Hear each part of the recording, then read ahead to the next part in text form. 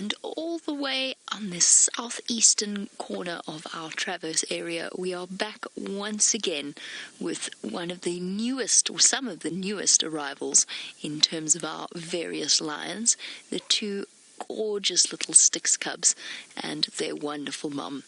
We had a chance to see them not too long ago, very briefly, because I was being thoroughly rained upon, and Genre and myself had to beat a hasty retreat back to Djuma. But now the sun is shining, and we have got as much time as we do until the end of the sunrise safari to spend with them. And for now, they've found themselves in a nice patch of shade and have settled down having some breakfast from Mum. And this will be a really nice opportunity because hopefully they're going to start waking up once they've had their breakfast and perhaps playing with each other. We'll have a proper chance to see their faces and also to see how they're doing in terms of health. Oh, little foot. I'm giving Mom plenty of space. She is, I noticed the last time I was here as well, she's a little bit more skittish than the Nkuhumas have been in the past. And her cubs are a little bit nervous as well. So we're giving them plenty of space. Look how fluffy it is. Sorry, I know that's a really ridiculously girly thing to say, but they really are so fluffy. One cub on top of the other. And apparently, the reports are that it's one male and one female. Well, obviously, we haven't had a good enough chance to check that or double-check that for ourselves. But hopefully, once little one here is done... Hello. Oh.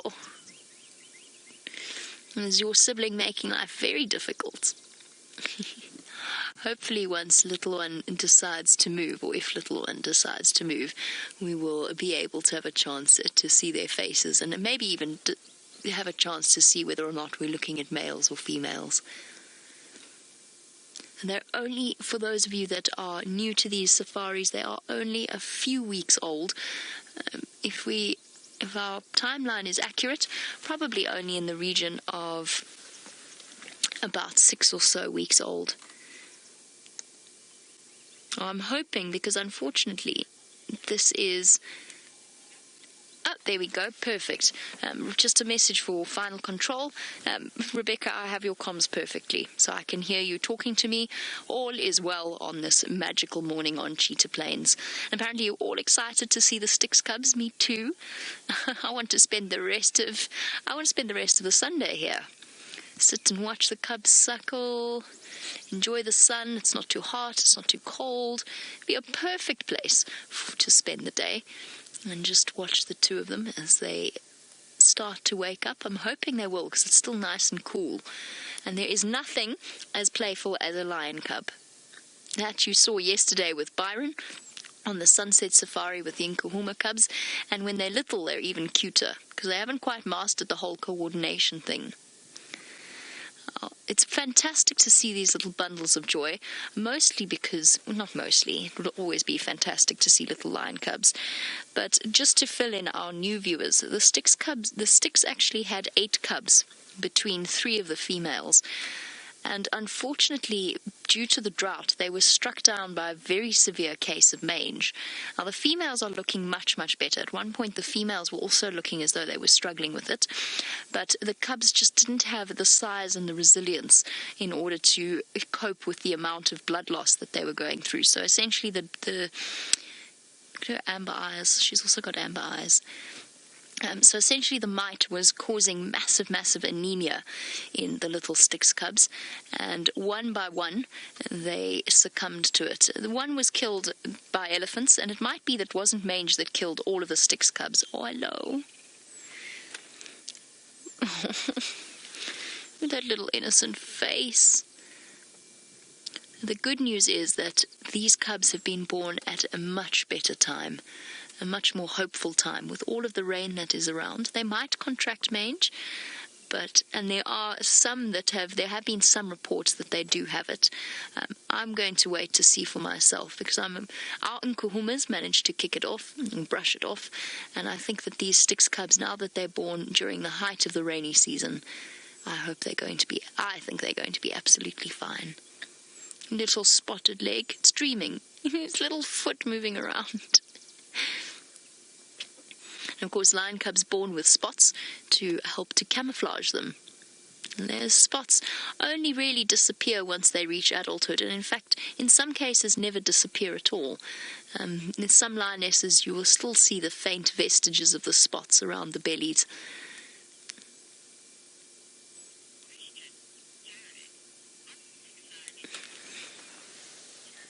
Good morning to Jared. You have a question about the size of the Styx versus the Incahumas, and you want to know if the Styx are bigger than the Incahumas. You know, we've had much debate about this, and we seem to have reached different conclusions.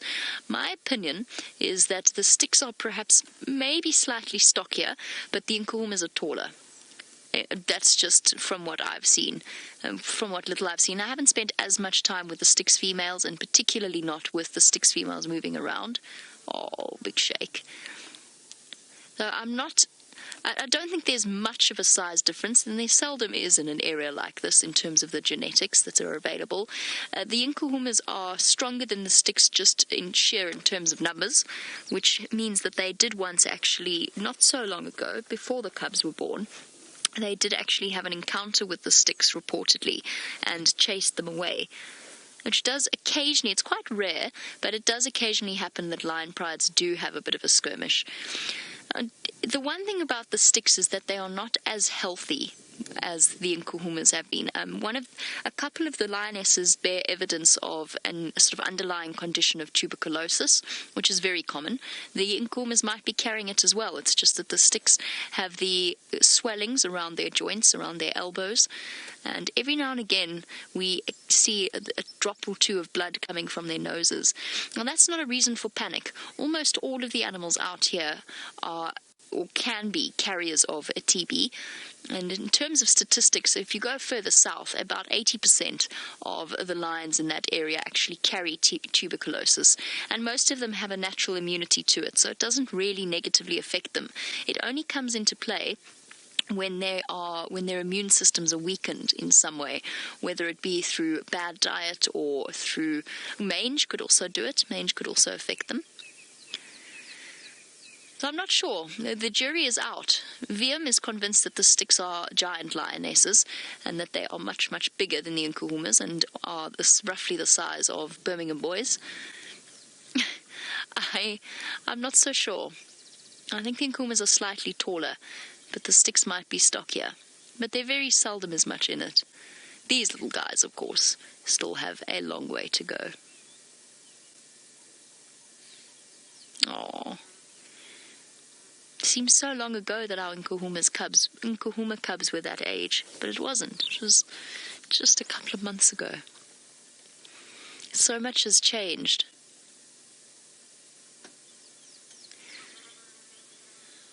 All curled up. If I remember correctly, the very first time I saw the Styx cubs properly was Taylor's job interview, her interview drive, or yes, it was her interview drive. I was driving that morning and she was on the back of the vehicle with me.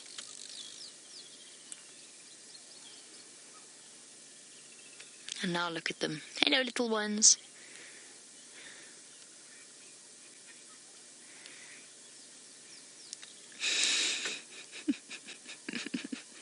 A fly's bugging you, little one. Twitchy ear. Piled on top of each other. Well, there's a good chance that over the next few months we can expect more Styx babies from the other two lionesses. These two have had a little bit of a head start. They are gorgeous. There were reports of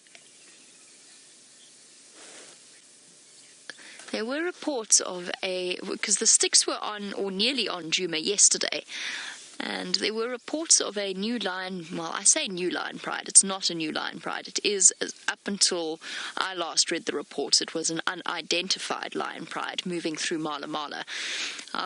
There's a chance that might actually have pushed the other two Styx females more towards Djuma. But this female, of course, with these tiny cubs, she's not going to move too far away. They're capable of walking, and they are, if she has to move them, they are capable of moving quite long distances. For now, she's going to try and keep them safe and tucked away in the drainage line that is known as the Djuma Dam, confusingly enough. Djuma Dam drainage line on Cheetah Plains. And that's because once upon a time, Cheetah Plains was Djuma. It was the original Djuma, essentially, owned by the same people who now own Djuma. So it remains to be seen. Lion prides, people tend to think of territories, especially with lion prides, as sort of like a jigsaw puzzle with perfectly defined boundaries, and it's not the case at all.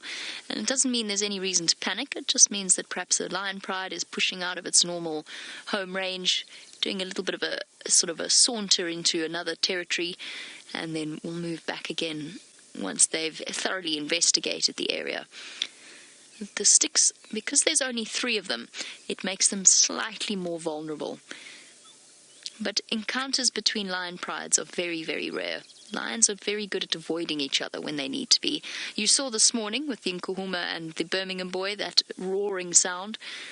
And that, of course, is a great way of getting to know where everybody is. Or, alternately, warning everyone that you're in the area and to please stay away.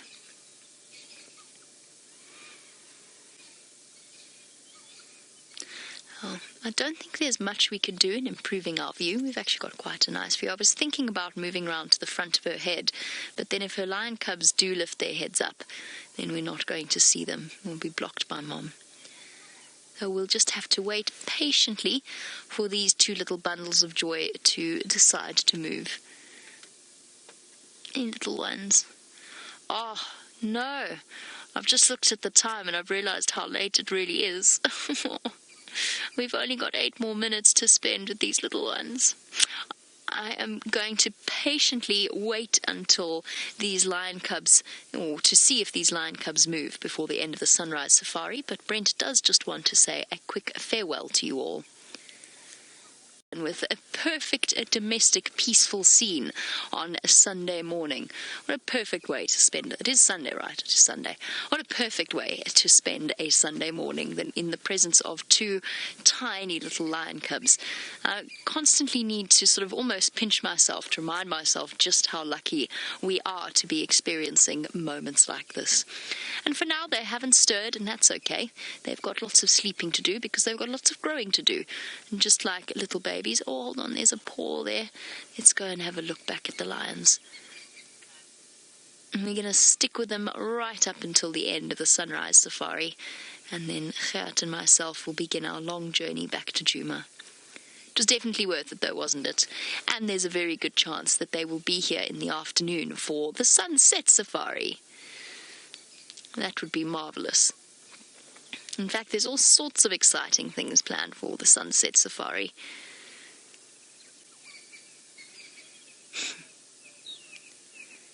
There's a spotted cuckoo calling.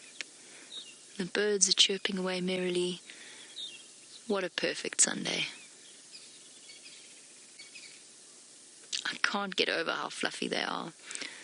You'd think I'd never seen a lion cub before. But still, these are special. Our Styx and our Nkuhuma cubs.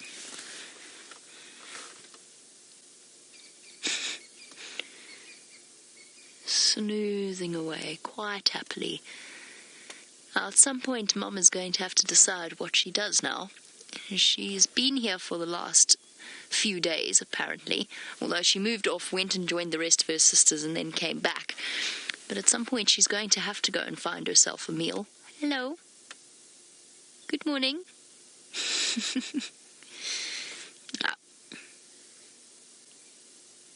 Quick scratch behind the ears. Don't scratch, little one, you make us all nervous. But as I said, they've got a much better chance, if they do contract mange, or if they do have mange, they've got a much better chance of getting rid of it. And not every scratch means mange either.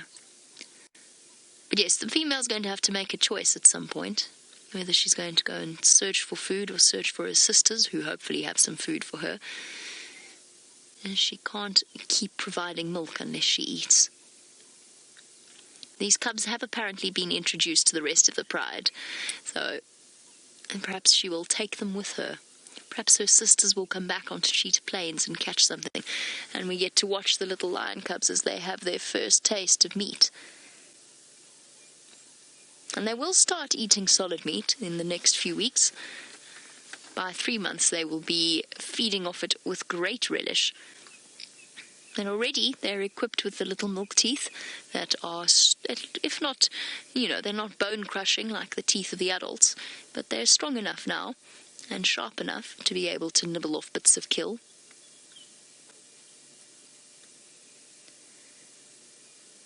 Cute little creatures.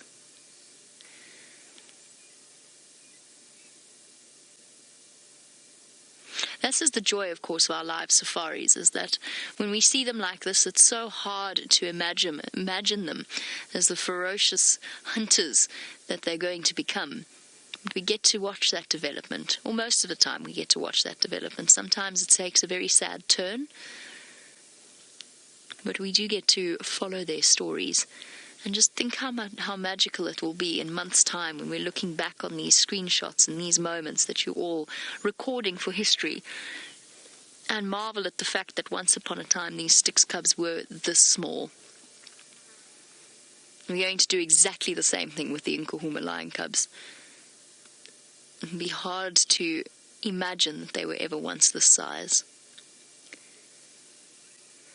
Well, unfortunately, the sunrise safari, I got it right that time, the sunrise safari is slowly but surely winding down, and it is